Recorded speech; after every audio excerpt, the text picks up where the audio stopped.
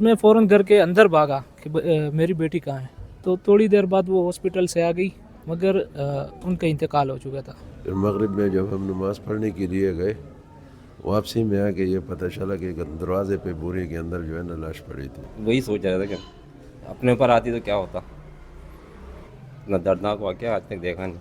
एक तो हमारे साथ जो है ना ज़्यादती हो गई, दूसरा भी ताने का चक्कर लगाते जाएंगे।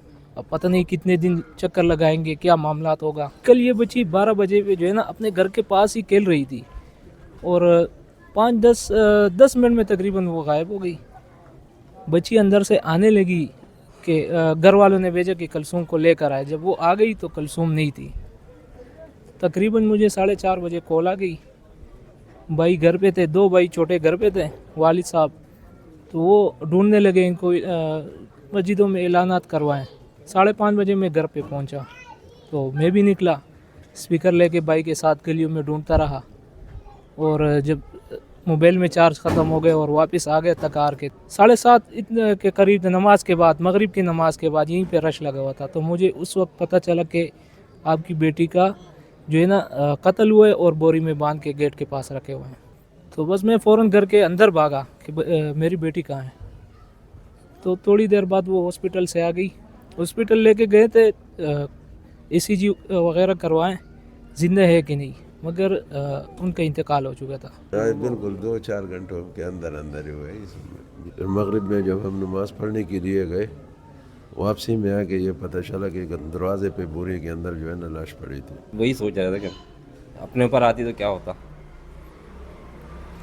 बच्ची का सुन के बहुत अफसोस हुआ है, इतना दर्दनाक वाक़या आज तक देखा नहीं। हम रिपोर्ट अक्सर नहीं दर्ज कराते। अब बच्चे अगर छोटे बच्चे गुम भी हो जाते तो मस्जिद में ऐलान कर लेते, घंटा 1.5-2 घंटे के बाद, ये मतलब है, या 4 घंटे के बाद फिर मिल जाते। अक्सर ऐसे ही होते। और अभी तक कुछ पता नहीं लगा है। CCTV कैमरा सामने है मगर वो ख़राब है।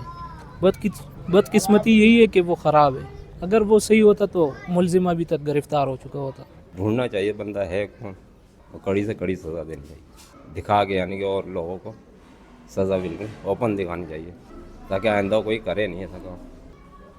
हालांकि हमारे इस्लाम में भी बच्चों का, औरतों को छोड़ने का हुक्म है। ये कैसे मुसलमान है कि अपने ही बच्चों को मार रहे हैं। जिस तरह हादसा हुआ है वो जो है ना तशद्दुद के साथ हुआ है।